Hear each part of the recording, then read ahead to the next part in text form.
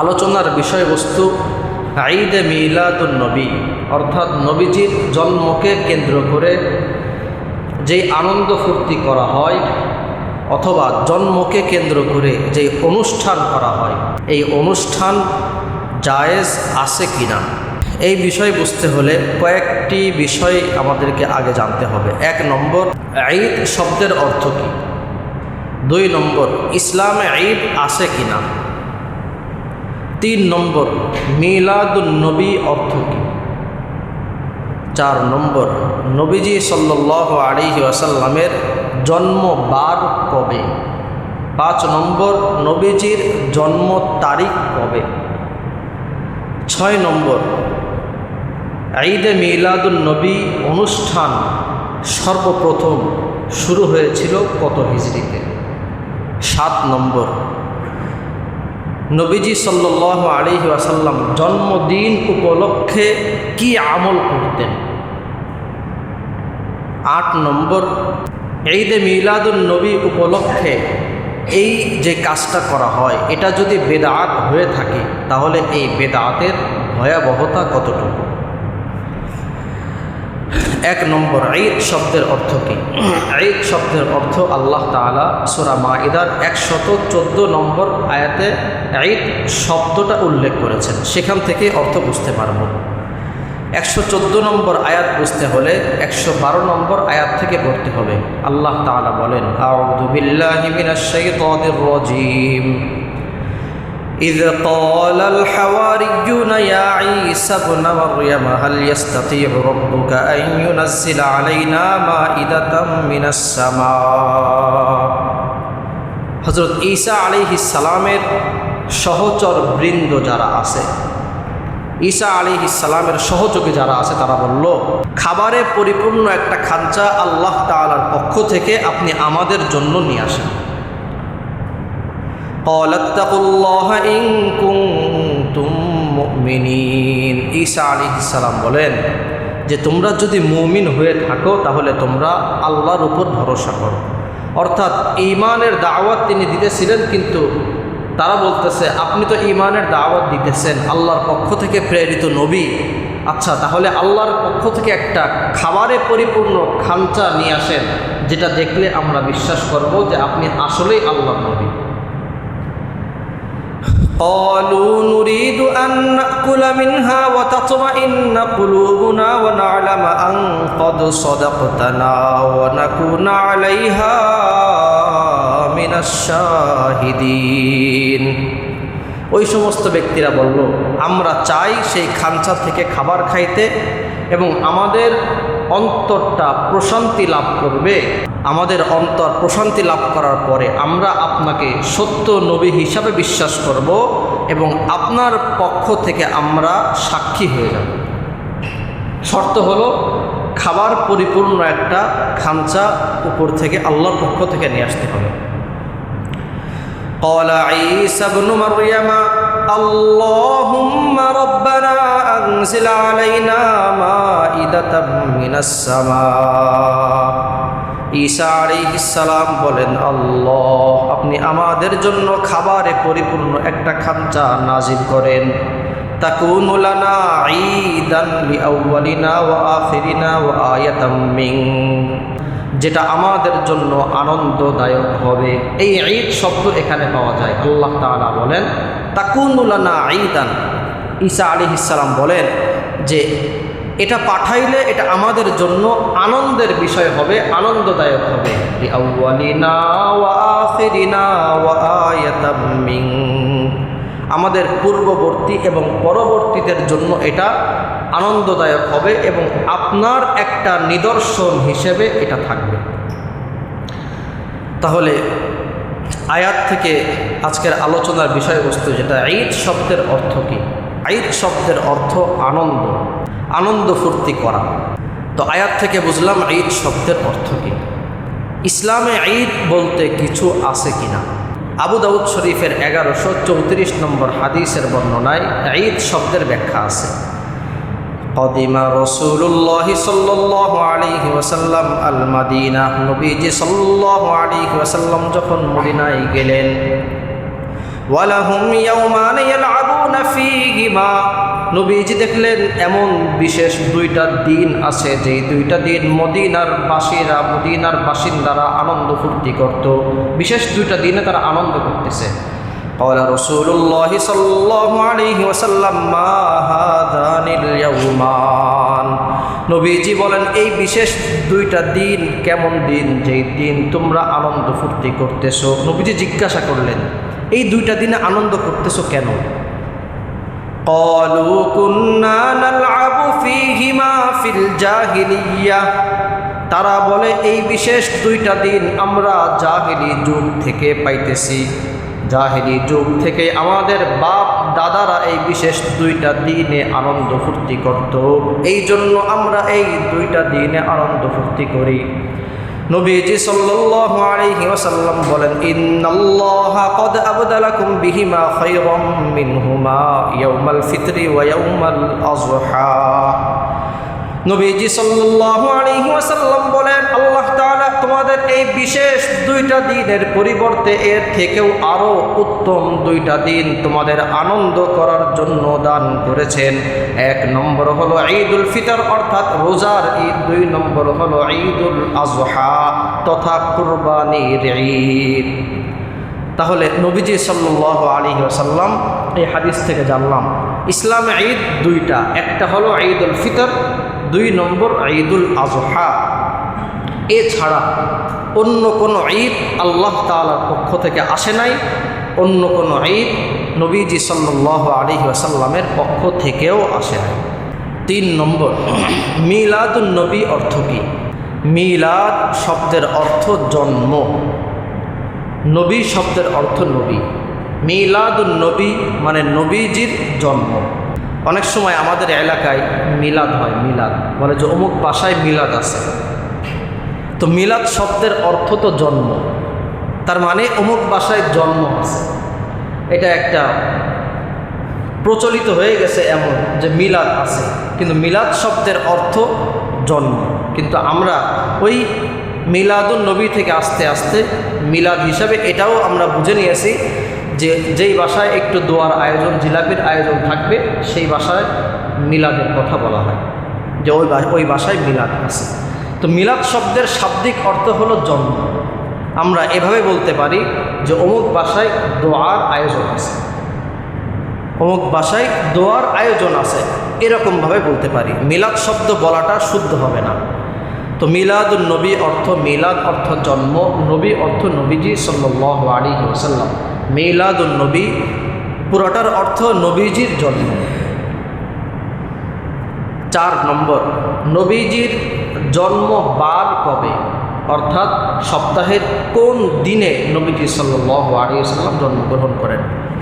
মুসনাদে আহমদ হাদিসের কিতাবের 2506 নম্বর হাদিসের বর্ণনা, আন্না রাসূলুল্লাহি সাল্লাল্লাহু আলাইহি ওয়াসাল্লাম উলিদা ইয়াউমাল ইসনাইন, নবীজি সাল্লাল্লাহু আলাইহি ওয়াসাল্লাম সোমবার দিনে জন্মগ্রহণ করেন। এই হাদিস থেকে বুঝলাম নবীজি সাল্লাল্লাহু আলাইহি ওয়াসাল্লামের জন্মবার সোমবারের দিন, অর্থাৎ সোমবার দিন নবীজি জন্মগ্রহণ করেন। 5 নম্বর, নবীজির জন্ম তারিখ কবে। নবীজির জন্ম তারিখের বিষয়ে ঐতিহাসিকদের মতে মতভিন্নতা রয়েছে, অর্থাৎ জন্ম তারিখ সঠিকটা বলার ক্ষেত্রে অনেকে ত্রুটি বিচ্যুতি হয়ে গিয়েছে অনেকের। সর্বমোট ইতিহাসের বই পড়লে সর্বমোট 7টা জন্ম তারিখ পাওয়া যায়। 1 নম্বর, রবিউল আউয়াল মাসের 8 দিন আগে নবীজির জন্ম। 2 নম্বর, রবিউল আউয়ালের 2 তারিখ। 3 নম্বর 8 তারিখ। 4 নম্বর 10 তারিখ। 5 নম্বর 12 তারিখ। 6 নম্বর 17 তারিখ। আর রমাজান মাসের 12 তারিখ। এই মোট 7টা অভিমত পাওয়া যায়। এর মধ্যে 5টা অভিমতের ক্ষেত্রে অনেক মতভিন্নতা রয়েছে এবং 5টা অভিমত উলামায়ে কেরাম বলেছেন যে এই 5টা অভিমত প্রসিদ্ধ এবং বিশুদ্ধ নয়, এই জন্য 5টা অভিমত বাতিল করা হয়েছে। থাকে মাত্র 2টা মত, একটা রবিউল আউয়াল মাসের 8 তারিখ, 2 নম্বর রবিউল আউয়াল মাসের 12 তারিখ। এই দুইটা অভিমতের ক্ষেত্রে প্রসিদ্ধ এবং বিশুদ্ধ মতামত পাওয়া যায়, 8 তারিখ আর 12 তারিখ।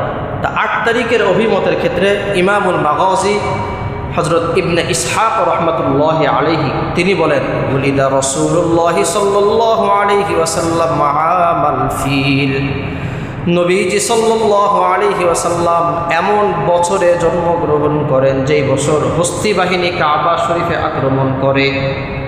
হস্তি বাহিনী, হাতি বাহিনী কাবা শরীফে যেই বছর আক্রমণ করে ওই বছরে নবীজি জন্মগ্রহণ করেন।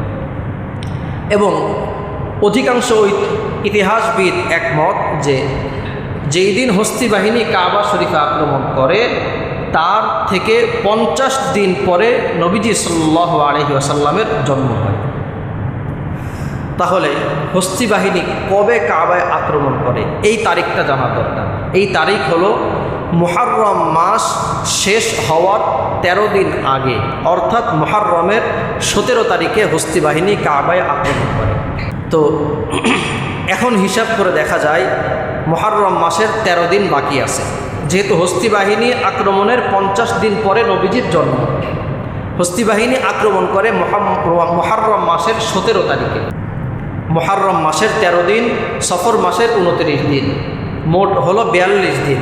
রবিউল আউয়াল মাসের 8 দিন যোগ করলে মোট হয় 50 দিন। তো 8 তারিখের যে মতামতটা পাওয়া যায় এই মতামতটা বিশুদ্ধ। 12 তারিখ আরেকটি মত আছে, 12 তারিখ যেই মতামতটা আমাদের মাঝে প্রসিদ্ধ হয়ে গিয়েছে।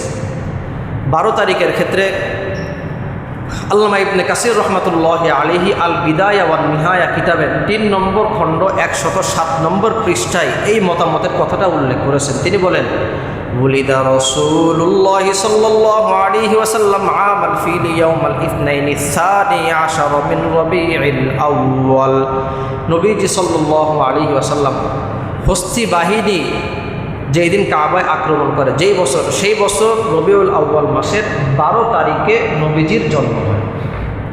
12 তারিখের মতামতটা পাওয়া যায়। তো এই মতামতটা প্রসিদ্ধ, কিন্তু এটা বিশুদ্ধ নয়। কেন? হাদিস বর্ণনার ক্ষেত্রে প্রথমে হাদিস বর্ণনা করেছেন সাহাবায়ে কেরাম, তারপরে তাবেঈন, তাবেঈন, এভাবে একে একে হাদিস বর্ণনা করেছেন। তো হাদিস বর্ণনাকারীদের মধ্যে সামান্য ত্রুটি পাওয়া যায় এই বর্ণনার মধ্যে, এই জন্য এই বর্ণনাটা বিশুদ্ধ বর্ণনা না।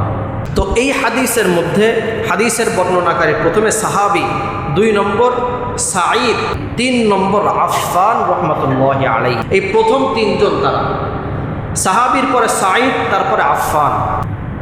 সাহাবী থেকে সাঈদ শুনেছেন, সাঈদ থেকে আফফান শুনেছেন।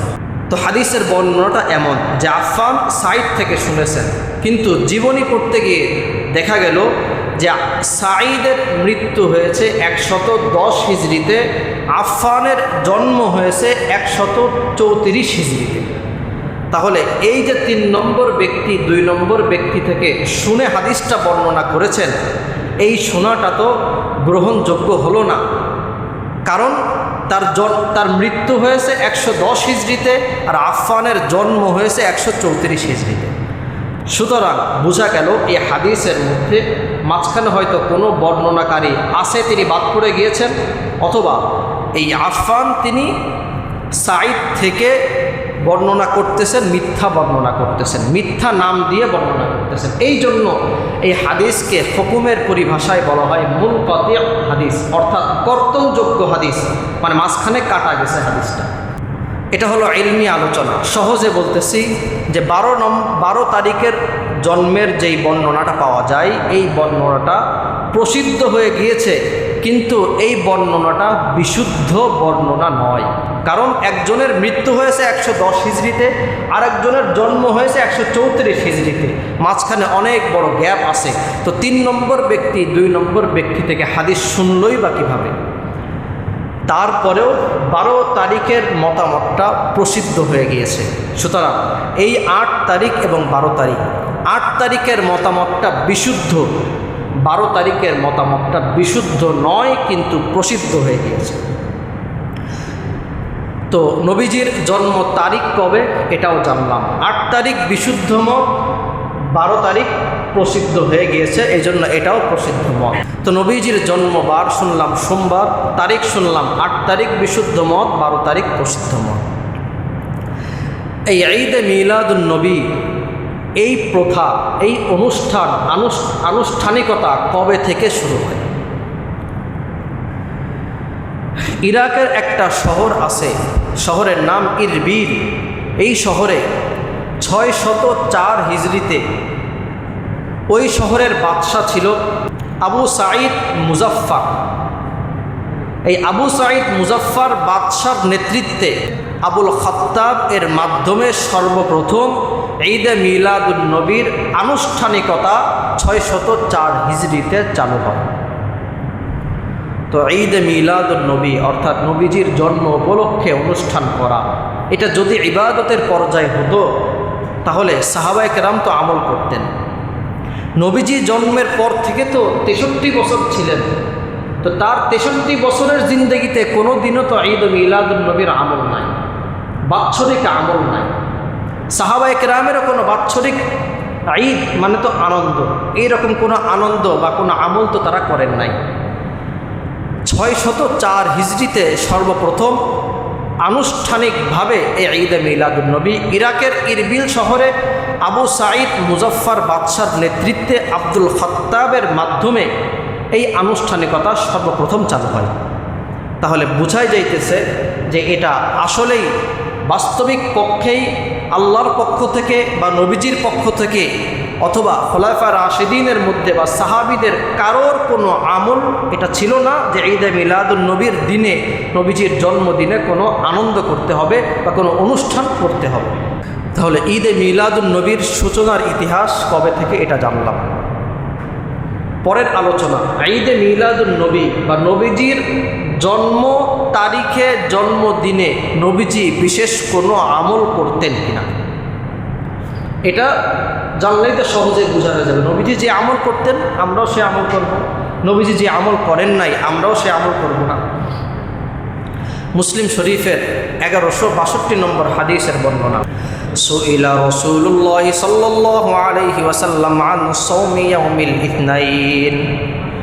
নবীজি সাল্লাল্লাহু আলাইহি ওয়াসাল্লামকে সাহাবায়ে কেরাম জিজ্ঞাসা করেন, ইয়া রাসূলুল্লাহ, প্রত্যেক সোমবারে আপনি কেন রোজা রাখেন?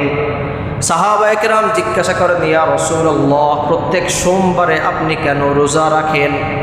নবীজি সাল্লাল্লাহু আলাইহি ওয়াসাল্লাম বলেন, যাকা ইয়াউমুন উলিদতু ফীহি। নবীজি সাল্লাল্লাহু আলাইহি ওয়াসাল্লাম বলেন, এইটা এমন একটা দিন যেই দিন আল্লাহ তাআলা আমাকে দুনিয়ার বুকে জন্ম দিয়েছেন। নবীজি বলেন, সোমবার এমন একটা দিন যেই দিন আল্লাহ তাআলা আমাকে দুনিয়ার বুকে পাঠিয়েছেন। সাহাবায়ে কেরাম জিজ্ঞাসা করলেন, ইয়া রাসূলুল্লাহ, সোমবারে আপনি রোজা রাখেন, কেন রোজা রাখেন? নবীজি বলতেছেন, এই দিন আল্লাহ তাআলা আমাকে দুনিয়ায় পাঠিয়েছেন, এই জন্য আমি রোজা রাখি।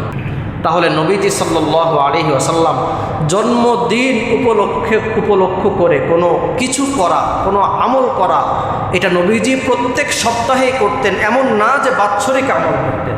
তাহলে প্রকৃতপক্ষে যদি আমি আশিকে রাসূল হয়ে থাকি, প্রকৃতপক্ষে যদি আমি নবীর প্রেমিক হয়ে থাকি, তাহলে অবশ্যই আমি প্রত্যেক সোমবারে রোজা রাখার চেষ্টা করব। নবীজিকে কত মানুষ, কত সময়, কত বিধর্মী ব্যক্তিরা খারাপ মন্তব্য করে নবীজি সম্পর্কে, তখন এই সমস্ত ভাইদেরকে দেখা যায় না।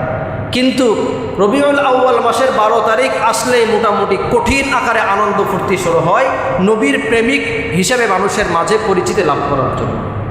অথচ নবীজিকে যদি কোনো ব্যক্তি গালমন্দ করে, খারাপ কথা বলে, তখন শুধুমাত্র হুজুর কয়েকজনকেই পাওয়া যায়, আর বাকি যেই সমস্ত ব্যক্তিরা ঈদে মিলাদুন নবী পালন করে, উদযাপন করে, তাদেরকে আর এই সময় পাওয়া যায় না। তো প্রকৃতপক্ষে আশিকে রাসূল যদি হয়ে থাকে, সোমবারের দিন রোজা রাখবে, কেন বাৎসরিক আমল করবে? নবীজি তো বাৎসরিক আমল করেন নাই, সাপ্তাহিক আমল করেছেন নবীজি। হ্যাঁ, এক সপ্তাহে পারলাম না, 2 সপ্তাহ অন্তর রাখি, অথবা প্রত্যেক মাসে রাখি, মাসে একটা অন্ততপক্ষে সোমবারের দিন রোজা রাখি নবীর প্রেমিক হিসেবে। এই রকমভাবে জশ্নে জুলুস করা, আনন্দ ফুর্তি করা, এগুলো নবীজি সাল্লাল্লাহু আলাইহি ওয়াসাল্লাম কখনো করেন নাই। নবীজি বলেন, এই দিন আল্লাহ তাআলা আমাকে দুনিয়াতে পাঠিয়েছেন, এই জন্য আমি সোমবারের দিন রোজা রাখি। আল্লাহ তাআলা আমাদের সকলকে নবীজির প্রেমিক হয়ে প্রত্যেক সোমবারে রোজা রাখার তৌফিক দান করেন, আমিন। তার মানে বোঝা গেল ঈদে মিলাদুন নবী এটা শরিয়াত সিদ্ধ কোনো বিষয় নয়, এটা আলাদা একটা বেদাতি বিষয়। বেদাত কাকে বলে? ধর্মের মধ্যে, দ্বীনের মধ্যে, ইসলামের মধ্যে ইবাদতের নামে নতুন কোনো ইবাদত সংযুক্ত করার নামই হলো বেদাত। তো ঈদে মিলাদুন নবীর দিন একেবারে আনন্দ, একসাথে সবাই সমাবেশ করে মোনাজাত করে দোয়া করে আরও কত কিছু করে, আনন্দ ফুর্তি করে। তো ইবাদতের নামে ধর্মের মধ্যে নতুন কোনো সংযুক্ত করাটার নাম হলো বেদাত। তো এই বেদাত কর্মকাণ্ডের ভয়াবহতা কেমন, সংক্ষেপে 4টা হাদিস বলতেছি। 1 নম্বর, বেদাতি ব্যক্তি বেদাত থেকে ফিরে আসার আগ পর্যন্ত আল্লাহ তাআলা বেদাতি ব্যক্তির তওবাকে কবুল করেন না। নাউযুবিল্লাহ। সহিহ আত-তারগীব 54 নম্বর হাদিসের বর্ণনা। قال رسول الله صلى الله عليه وسلم إن الله حجب التوبة عن كل صاحب بدعة حتى يدع بدعته। নবীজি সাল্লাল্লাহু আলাইহি ওয়াসাল্লাম বলেন, আল্লাহ তাআলা বেদাতি ব্যক্তির তওবার মাঝে আল্লাহ তাআলা পর্দা ফেলে দেন যতক্ষণ পর্যন্ত বেদাতি ব্যক্তি তার বেদাত থেকে, বেদাতি কর্মকাণ্ড থেকে ফিরে না আসে, ততক্ষণ পর্যন্ত আল্লাহ তাআলা তার তওবার মাঝখান থেকে পর্দা উঠান না। অর্থাৎ বেদাতি কাজ থেকে ফিরে আসার আগ পর্যন্ত আল্লাহ তাআলা তার তওবার উপর থেকে পর্দা উঠাবেন না। যখন তার কাজ থেকে ফিরে আসবে যে আল্লাহ, গত বছর 12ই রবিউল আউয়াল আমি বেদাতি কাজ করেছিলাম, এখন তওবা করতেছি, আল্লাহ আমাকে মাফ করে দেন, আমি আর এই কাজ করব না। যখন সে তওবা করবে এবং বেদাতি কাজ থেকে ফিরে আসবে, নবীজি বলেন তখনই তার তওবা কবুল হবে। কিন্তু বেদাতি কাজ যদি চলমান থাকে, হাজারো তওবা করলেও তার তওবা কবুল হবে না। 2 নম্বর, বেদাতি ব্যক্তিকে নবীজি হাউজে কাউসারের পানি পান করাবেন না। বুখারী শরীফের 6583 নম্বর এবং 84 নম্বর হাদিসের বর্ণনায় বিস্তারিত এসেছে। নবীজি সাল্লাল্লাহু আলাইহি ওয়াসাল্লাম বলেন, হাসরের ময়দানে সর্বপ্রথম আমি হাউজে কাউসারের কাছে উপস্থিত হব। হাউজে কাউসারের কাছে উপস্থিত হওয়ার পরে আল্লাহ তাআলা আমার সমস্ত বান্দাদেরকে একে একে পাঠাইবেন হাউজে কাউসারের পানি পান করার জন্য। নবীজি বলেন, হাউজে কাউসারের পানি এমন পানি, কোনো ব্যক্তি যদি একবার হাউজে কাউসারের পানি পান করতে পারে, ওই ব্যক্তি জীবনে কোনোদিন পিপাসা আসবে না। নবীজি সাল্লাল্লাহু আলাইহি ওয়াসাল্লাম বলেন, আমার সমস্ত উম্মত একে একে হাউজে কাউসারের সামনে দিয়ে অতিক্রম করবে, আর আমি প্রত্যেকটা উম্মত, প্রত্যেকটা বান্দাকে একে একে হাউজে কাউসারের পানি পান করাবো। হঠাৎ এক সময় একদল লোক আমার সামনে উপস্থিত হবে। ওই সমস্ত ব্যক্তিরা আমাকে নবী হিসাবে চিনবে, আর আমিও তাদেরকে আমার উম্মত হিসাবে চিনব। নবীজি বলেন, হঠাৎ আল্লাহ তাআলা আমার এবং তাদের মাঝখানে পর্দা ফেলে দিবেন। আমি আল্লাহর কাছে বলবো, আল্লাহ, ওই সমস্ত ব্যক্তিরা তো আমার উম্মত, তারপরেও কেন আপনি আমার এবং তাদের মাঝে পর্দা দিয়ে দিয়েছেন? আল্লাহ তাআলা বলবেন, ওই সমস্ত ব্যক্তিরা আপনার ইন্তেকালের পরে দ্বীনের মধ্যে নতুন কোনো ইবাদত সৃষ্টি করেছিল। ওই সমস্ত ব্যক্তিরা আপনার ইন্তেকালের পরে দ্বীনের মধ্যে নতুন কোনো ইবাদত সৃষ্টি করেছিল, এই জন্য আমি আপনার এবং তাদের মাঝে পর্দা ফেলে দিয়েছি। নবীজি সাল্লাল্লাহু আলাইহি ওয়াসাল্লাম বলেন, সুহকান সুহকান লিমান গায়্যারা বাদি। যেই ব্যক্তি আমার ইন্তেকালের পরে ধর্মের মধ্যে নতুন কোনো ইবাদত সৃষ্টি করে, ওই ব্যক্তি হাউজে কাউসার থেকে দূর হয়ে যাক। নবীজি বলেন, সুহকান সুহকান, দূর হয়ে যাও, দূর হয়ে যাও। যেই ব্যক্তি আমার ইন্তেকালের পরে দ্বীনের মধ্যে নতুন কোনো ইবাদত সৃষ্টি করল। দ্বীনের মধ্যে নতুন কোনো ইবাদত তৈরি করা, সৃষ্টি করা মানেই হলো যে নাউজুবিল্লাহ, আল্লাহ তাআলা এবং নবীজি সাল্লাল্লাহু আলাইহি ওয়াসাল্লাম তারা আমাদের কাছে পরিপূর্ণ দ্বীন দিয়ে যেতে পারেন নাই। এই জন্য আমি নতুন কোনো ইবাদত সৃষ্টি করে বুঝাইলাম যে আমি দ্বীনটাকে পরিপূর্ণ করলাম। নাউজুবিল্লাহ। তো এটা হলো বেদাতি কাজ। নবীজি বলেন, এমন অবস্থা যদি হয় তাহলে পর্দা ফিরে দিবেন আল্লাহ তাআলা। আল্লাহর কাছে জিজ্ঞাসা করবে, আল্লাহ তাআলা বলবেন যে আপনার ইন্তেকালের পরে এরা বেদাতি কাজ করেছিল। নবীজি বলেন, দূর হয়ে যাও, দূর হয়ে যাও আমার ইন্তেকালের পরে যারা বেদাতি কাজ করেছো, দ্বীনের মধ্যে নতুন কোনো ইবাদত সৃষ্টি করেছো। 3 নম্বর, বেদাতি ব্যক্তির উপর আল্লাহ তাআলার অভিশাপ, ফেরেশতাদের অভিশাপ, এমনকি সমস্ত মানুষের অভিশাপ। বুখারী শরীফের 3172 নম্বর হাদিসের বর্ণনা, قال رسول الله صلى الله عليه وسلم من أحدث فيها حدثا أو آوى فيها محدثا فعليه لعنة الله والملائكة والناس أجمعين। নবীজি সাল্লাল্লাহু আলাইহি ওয়াসাল্লাম বলেন, যেই ব্যক্তি দ্বীনের মধ্যে কোনো নতুন ইবাদত সৃষ্টি করলো, যেই ব্যক্তি দ্বীনের মধ্যে ইবাদতের নামে কোনো নতুন ইবাদত সৃষ্টি করলো, অথবা যেই ব্যক্তি কোনো ইবাদত সৃষ্টিকারীকে আশ্রয় দিল, অর্থাৎ কোনো বেদাতি ব্যক্তিকে আশ্রয় দিল, ওই ব্যক্তির উপর আল্লাহর অভিশাপ, সমস্ত ফেরেশতাদের অভিশাপ, এমনকি সমস্ত মানুষের অভিশাপ। তাহলে বেদাতি ব্যক্তি এবং যেই ব্যক্তি বেদাতিকে আশ্রয় দেয়, ওই ব্যক্তির উপরেও আল্লাহর অভিশাপ, ফেরেশতার অভিশাপ, সমস্ত মানুষের অভিশাপ, বলি নাউজুবিল্লাহ। 4 নম্বর, বেদাতি ব্যক্তির সর্বশেষ ঠিকানা হবে জাহান্নাম, নাউজুবিল্লাহ। আবু দাউদ শরীফের হাদিস 4607 নম্বর হাদিসের বর্ণনা, قال رسول الله صلى الله عليه وسلم إياكم ومحدثات الأمور فإن كل محدثة بدعة وكل بدعة ضلالة وكل ضلالة في النار। নবীজি সাল্লাল্লাহু আলাইহি ওয়াসাল্লাম বলেন, ও আমার উম্মত, তোমরা দ্বীনের মধ্যে নতুন ইবাদত সৃষ্টি করা থেকে দূরে থাকো, কেননা দ্বীনের মধ্যে নতুন ইবাদত সৃষ্টি করা হলো পথভ্রষ্টতা, আর পথভ্রষ্টতার সর্বশেষ ঠিকানা হলো জাহান্নাম। এই জন্য বেদাতি কাজকর্ম যারা করে, নবীজির হাদিস অনুযায়ী, এটা আমার ব্যক্তিগত ফতোয়া না, নবীজির হাদিস অনুযায়ী তার আবাসস্থল, তার ঠিকানা হবে জাহান্নাম, নাউজুবিল্লাহ। তো ঈদ শব্দের অর্থ জানলাম আনন্দ করা। ইসলামে ঈদ 2 দিন, ঈদুল ফিতর, ঈদুল আজহা। মিলাদুন নবী অর্থ নবীজির জন্ম, নবীজির জন্ম বার জানলাম সোমবার, জন্ম তারিখ প্রসিদ্ধ 12 তারিখ, বিশুদ্ধ 8 তারিখ।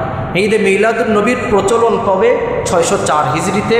এর আগে ঈদে মিলাদুন নবীর আনুষ্ঠানিকভাবে প্রচলন হয় নাই। নবীজি তার জন্মদিন উপলক্ষ করে তিনি রোজা রাখতেন, সাপ্তাহিক জন্মদিন পালন করতেন, বাৎসরিক না। এই জন্য আমরাও সাপ্তাহিক পালন করব ইনশাআল্লাহ, রোজার মাধ্যমে, নামাজের মাধ্যমে। আমাদের জন্মদিনগুলিতেও আমাদের যেদিন জন্ম, আমরা সেদিন রোজা রাখতে পারি, নামাজ পড়তে পারি, আল্লাহর কাছে দোয়া করতে পারি। অতিরিক্ত টাকা পয়সা খরচ করে, এটা টাকা অপচয়ের মধ্যেও পড়ে যায়, অতিরিক্ত টাকা পয়সা খরচ করে আমরা যেগুলো করি। সর্বশেষ কথা, বেদাতি ব্যক্তির সর্বশেষ ঠিকানা হলো জাহান্নাম। আল্লাহ তাআলা আমাদের সকলকে নবীজির খাঁটি প্রেমিক হয়ে নবীজির জন্মদিনে বেশি বেশি ইবাদত করে আল্লাহ তাআলার কাছে প্রিয় বান্দা হিসেবে কবুল হওয়ার তৌফিক দান করেন, আমিন।